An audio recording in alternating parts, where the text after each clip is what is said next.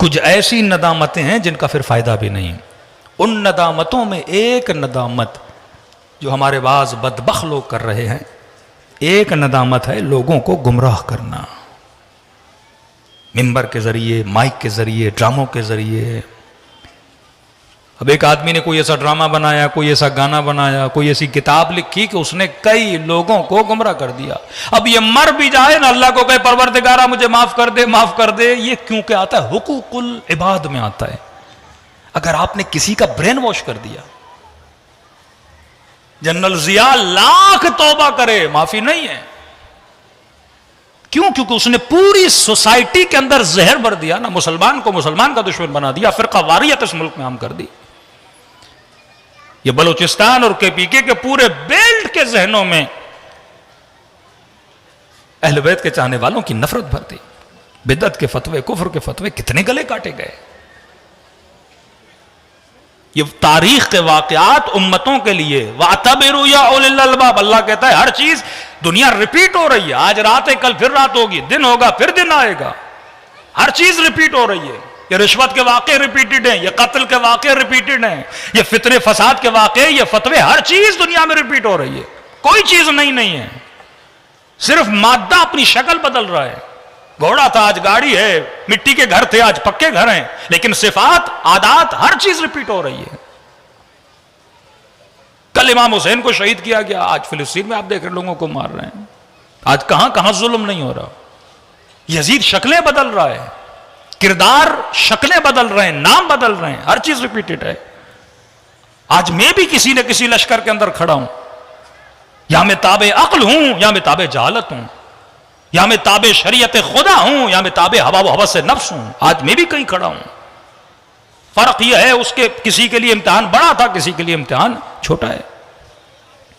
ہر انسان کو سوچنا چاہیے کہ واقعاً آج میں کہاں پہ کھڑا ہوں. فرمائے ایک ندامت وہ ہے گمراہی والی ندامت کہ آپ نے ایک پورے معاشرے کو تباہ کر دیا. حضرت موسیٰ کے زمانے میں ایک شخص نے جھوٹی نبوت کا دعویٰ کیا، پشیمان ہوا. دعویٰ جب کیا تو اس کے مرید بہت بن گئے. ایک مولانا صاحب ہیں ہمارے اپنے،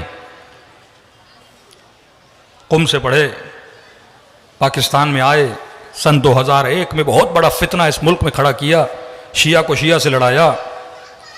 جب ہم نے کچھ افراد کو ان کی طرف بھیجا، ان کے شہر میں گئے کہ جناب والا ان کو بولیے اب توبہ کریں، اب تو لوگوں کو بتائیں کہ آپ نے کیوں کیا تھا فتنہ. پیغام بھیجا کہ قبلہ ہم اتنا آگے بڑھ چکے ہیں، اب پیچھے آئیں گے تو مارے جائیں گے. کوئی اور مارے نہ مارے، ہمارے مرید خود ہمیں مار دیں گے. ہم نے وہاں لا کے لوگوں کو کھڑا کر دیا ہے. اس نے جھوٹی نبوت کا دعویٰ کیا اور اتنے مرید بن گئے کہ ان کو نبی ماننے لگے.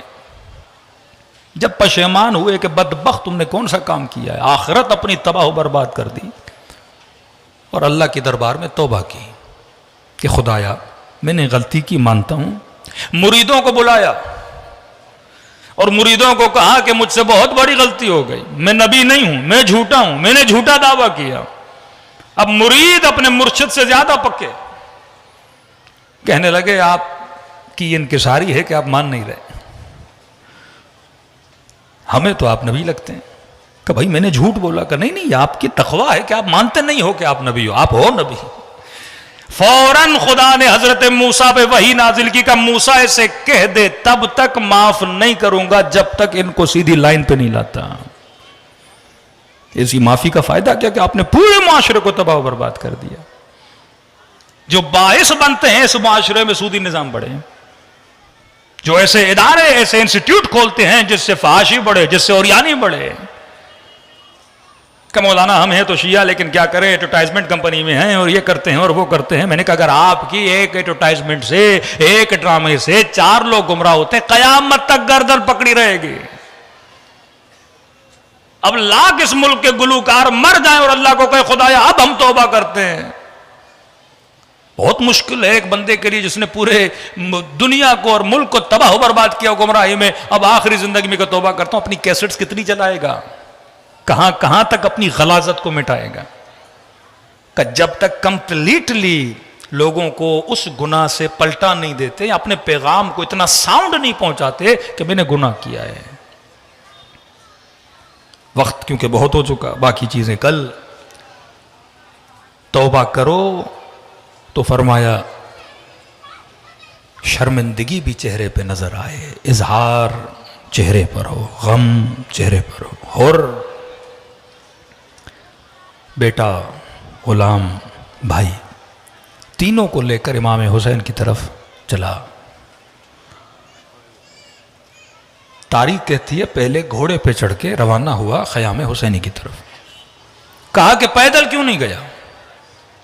کہ پیدل اس لیے نہیں گیا کیونکہ لشکر یزید سمجھ جاتا یہ حسین کے پاس جا رہا ہے، اس کو وہیں مار دیتے. آدھا راستہ گھوڑے پر گیا اور جب قریب ہوا امام حسین کے خیموں کے پھر گھوڑے سے اترا. اظہار شرمندگی، آنکھوں پہ پٹی باندھی، ہاتھوں میں رسی باندھی، قرآن اپنی ہتھیلی پہ رکھا. بیٹے اور غلام اور بھائی کو کہا کہ جب حسین قریب آئیں تو مجھے بتا دینا. اظہار غم، اظہار پشیمانی.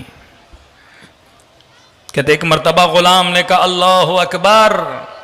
کہ کیا ہوا، حسین آ گئے؟ کہ نہیں آقا، علی اکبر استقبال کے لیے آئے ہیں. ارے تو پشیمان تو ہو، پھر دیکھ اہل بیت کیا کرتے ہیں. جس طرح ماں اپنے بچے کو گود میں لیتی ہے اس طرح پشیمانوں کو اہل بیت اپنی گود میں لیتے ہیں. پھر بھائی نے کہا اللہ اکبر، اللہ اکبر. کہ کیا ہوا، حسین آ گئے؟ کہ نہیں، عباس علمدار استقبال کے لیے آئے.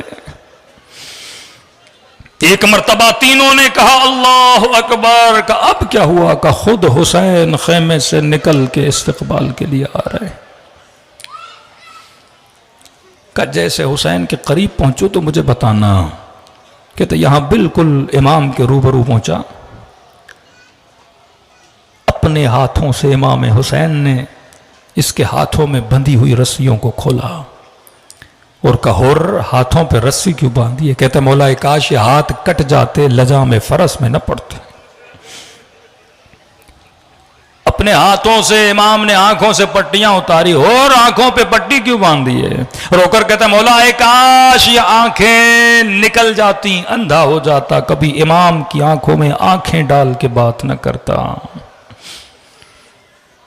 پشیمان تھا. امام حسین نے فوراً سینے سے لگایا، جنت کی بشارت دی، بٹھایا. یہ روئے جائے روئے جائے.